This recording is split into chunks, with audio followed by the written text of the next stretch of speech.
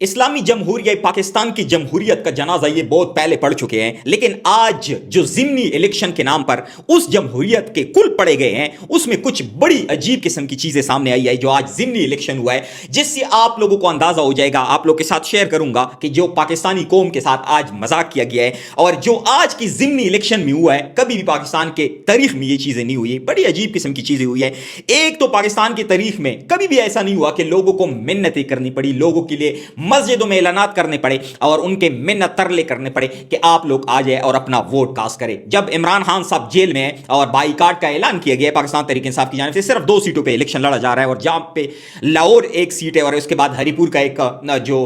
حلقہ ہے وہاں پر جو عمر ایوب صاحب تھے، لیکن عمران خان صاحب کی بائیکاٹ کے بعد آپ دیکھیں کہ یہ لوگ کتنے بدظن ہو گئے پاکستان میں، جو ایک جمہوریت کا یا ایک سلسلہ ہے یا جو ایک انتخابی عمل ہوتا ہے کہ لوگ اتنے بدظن ہو گئے ہیں کہ لوگ ووٹ ڈالنے نہیں نکل رہے تھے اور پھر فیصل آباد کی مسجدوں میں اعلانات کرنے پڑے کہ برائے مہربانی آپ لوگ آ جائے اور اپنا ووٹ کاسٹ کریں، کیونکہ صبح سے لوگ جہاں پہ وہ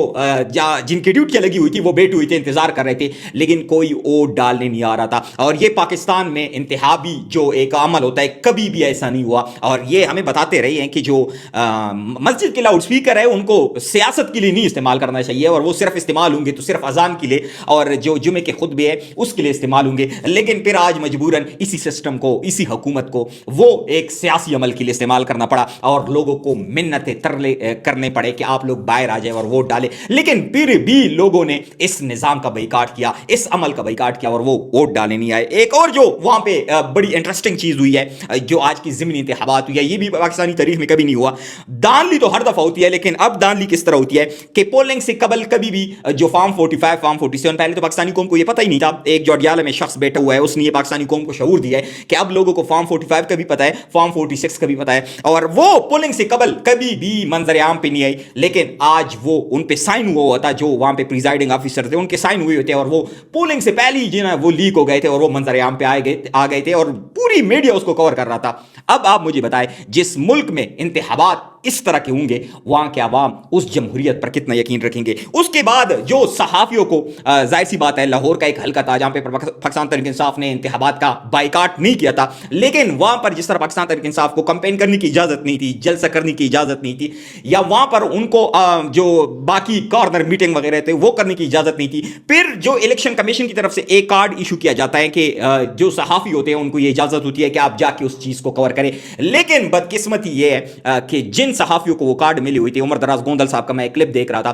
پولیس والے ان کو کہہ رہے تھے کہ ہمیں آرڈر ہے کہ اس کو آپ نے کور نہیں کرنا، آپ کو کوئی اجازت نہیں ہے، آپ یہاں سے جائیں، اور وہ عمر دراز گوندل صاحب کہہ رہی ہیں کہ مجھے دھکے مارے گئے ہیں کہ آپ نے اس چیز کو کور کرنا نہیں ہے۔ تو اب مجھے بتائیں کہ جس حلقے کا، ایک حلقے کا لاہور کا، جو جس کو مسلم لیگ نون کا گڑھ کہا جاتا تھا ایک ٹائم میں، آپ اس میں اتنے ڈری ہوئے تھے کہ پہلے آپ نے پاکستان تحریک انصاف کو کمپین کرنے کی اجازت نہیں دی اور پھر اس کے بعد آپ وہاں کے مقامی صحافیوں کو کور کرنے کی اجازت نہیں دے رہے تھے، جس سے آپ لوگ کو اندازہ ہو جائے گا کہ جو آج یہ ضمنی انتخاب کے نام پر ایک مذاق کیا گیا پاکستان کی قوم کے ساتھ، پاکستانی عوام کے ساتھ، وہ تمام چیزیں اس وقت سامنے آئی ہے، اور پھر جو رپورٹ آئے گی یا جو ریزلٹس آئیں گے وہ بھی آپ لوگ کے ساتھ کل اس پہ بھی بات ہوگی، لیکن آپ یہ کہہ سکتے ہیں کہ عمران خان صاحب کے اڈیالہ میں ہونے کی وجہ سے پاکستانی قوم نے آج اس الیکشن کا بائیکاٹ کیا، آج اس عمل کا بائیکاٹ کیا، اور آپ کہہ سکتے ہیں کہ پاکستان کی جمہوریت پر جو جنازہ ان لوگوں نے نکالا تھا، آج اس پر پاکستانی قوم نے کل پڑھایا ہے۔ اپنے ارد گرد کے لوگوں کا ڈھیر سارا خیال رکھے۔ اب تک کے لیے اتنا ہی، والسلام۔